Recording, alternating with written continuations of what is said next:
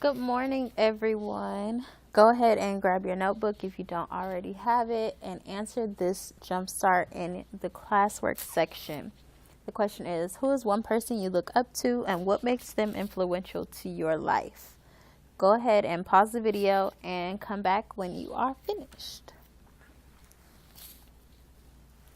All right, so our skills for today are main idea, supporting details, and character.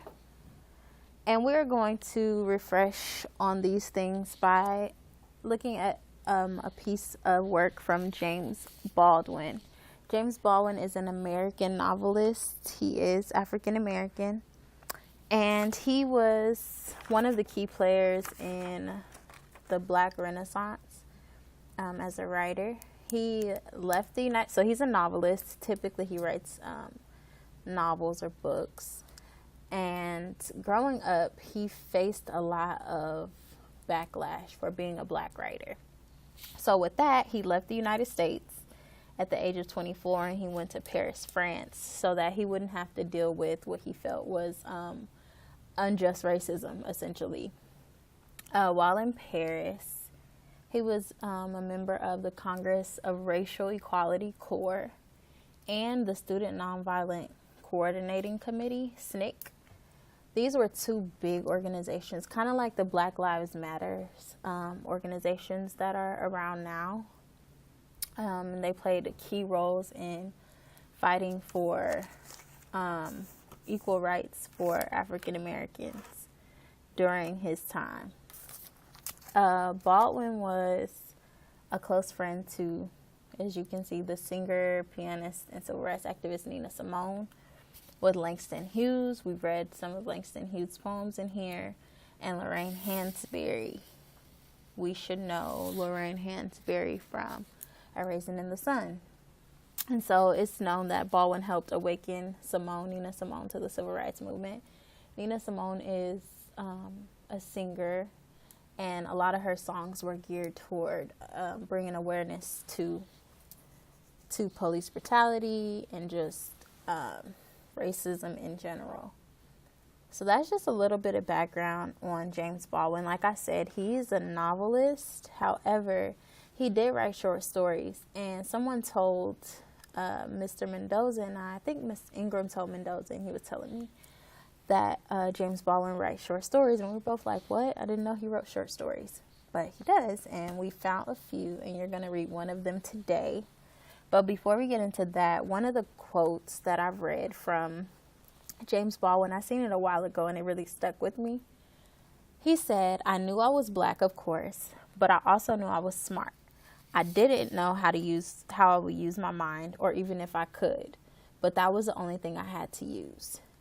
And this really stuck out to me because, you know, a lot of us, or all of us, are people of color. And sometimes it's like a lot of things are going against us.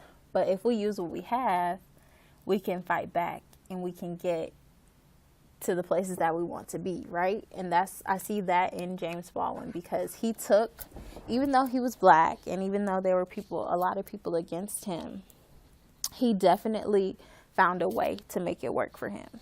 So even if that was leaving the United States, he found a way to make it work for him. He found a way to be a part of these organizations and to do what he wanted to do as a Black man. And that really stuck with me, and I wanted y'all to take this little piece of token of knowledge from him. Our daily focus question today is both, what was Casabianca's biggest conflict, and what does Casabianca, waiting for his father's instruction, say about his character? So when you get to this, I want you to think about archetypes that we went through a few weeks ago. Think about those as you get ready to answer this question. And again, our skills for today, along with character, are main idea, which is the most important information about the topic. It is usually in the beginning of the text, and it's usually stated in a topic sentence. And supporting details are directly from the text, and they support the main idea. So I just want y'all to remember this. Y'all have this in your notes. If you don't have that worksheet, that note sheet glued into your notebook, you can actually do that today. So make sure by the end of class today you have that, this, oh, is this it? Yes, this note sheet should be glued into your notebook by the end of the day today. It has the top main idea and topic sentence, or excuse me, main idea and supporting details, definitions, and everything. So at the end of today, you should have that glued into your notebook. Also, so we're going to read a short story, like I said, by James Baldwin, and it's called Casabianca. Well, it's a passage. It's a short story called Casabianca by James Baldwin. And then there are a few questions. These questions are set up like the STAR questions. There are only about 5 of them. And once you finish that, you're going to answer the DFQ in your notebook. Real quick, before you get started, I'm going to show you just briefly.